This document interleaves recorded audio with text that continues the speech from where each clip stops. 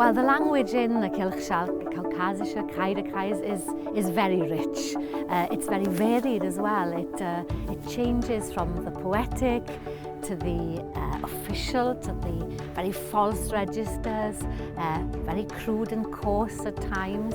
And to capture all of that was quite a challenge. You just have to follow Brecht's lead, obviously. And then even within some of the characters, there is an inconsistency.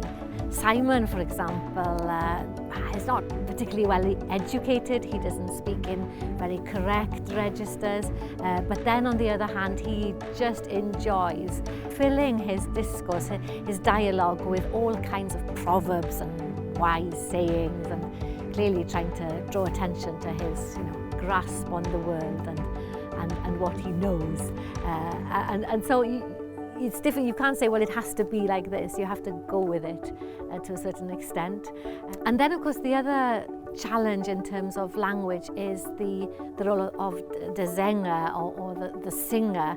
And in Welsh, we've called it a cyfarwydd. This is an interesting word. Perhaps a rough translation would be the familiar, but that's not its meaning. A cyfarwydd is a figure in our tradition. The cyfarwydd was the one who would tell the tale, the storyteller, but also the one who knew everything, the one who was familiar with all the stories, with all the poems, and with the genealogies of all the princes and nobility and so on. So it was, I think, a good translation for the role, because in the play, this character knows things, can give us some background, can suggest things we should look out for, and so on. And that language then is a song sometimes, but so with rhyme, hardly ever with rhythm. It's not a da-da-da-da-da-da type writing. And then also just bits of what we'd call recitative, if you like, which is the part in a choral piece where somebody just says a line in order to move the story onwards. The translation is from the German, that's true. And then where there were difficult passages and things, you think, oh, how might I render that? Then it's always very good to be able to look at how other translators in other languages have tackled those difficult passages. Because translation is not as easy as it may seem. It's certainly not a question of just looking up the words, because there's no such thing as a flat word. Think of dragon. The Welsh word for dragon is draig, but dragon, even in English in Wales, doesn't mean the same as dragon means in other cultures. Because of course for us, it's the emblem on our national flag, the banner. The words are complicated. And so when you pick a word, when you translate, you have to always think, well, what are the connotations of that word in this context? And so you have to go for the overall, the shape and flow and the meaning, rather than for the words. It's very enjoyable, but it's quite challenging.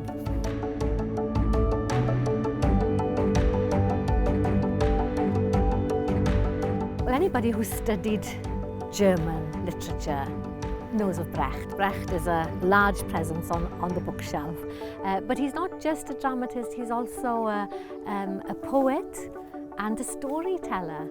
And through all his work, you get to this core thing in Brecht, which is that he wants to give you a bit of a shake, if you like. He wants to wake you up. He wants to wake the question in your mind, make you stop and think and ponder what needs to be done, what can be done. And so perhaps I could share one poem that demonstrates this. It's called Der Radwechsel, which means the changing of the wheel. And it starts, I sit on the side of the street and the driver is changing the wheel. I didn't like where I came from and I don't like where I'm going to. So why am I watching this changing of the wheel with such impatience?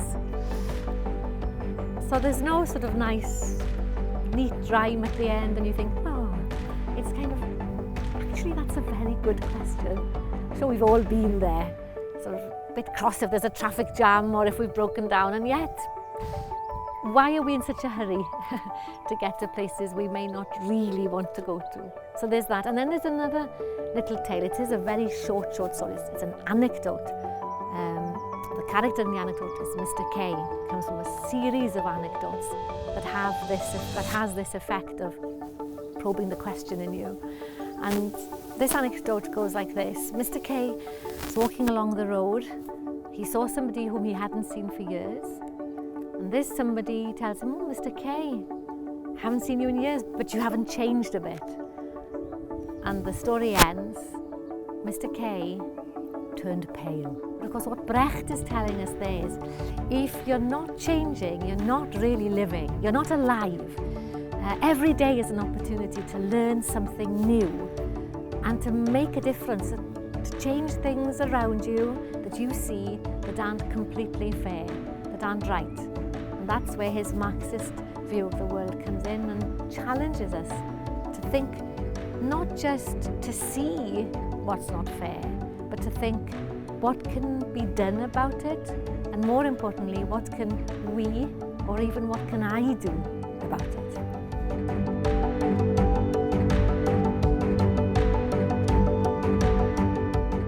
Challenging us to think about possession. Who has the right to own what? Anything, indeed. It's very interesting, a question. For in the Welsh language, we don't conceive possession in an I-have relationship. So it's not me and the object in that kind of I own it. Because the way we phrase I have is there is something with me. So that's quite a bit more detached. These things are only with us. That's a different understanding of what possession actually might mean. And in Brecht, we're being challenged to think.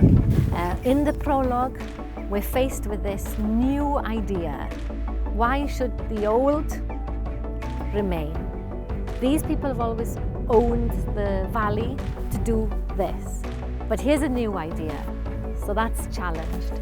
Then, of course, the whole process of coming to an understanding about the new way is also challenging, because this is a new process again, the process of agreeing.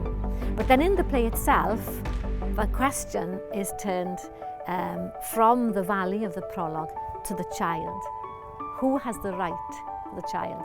And it's the closing lines that give us the answer.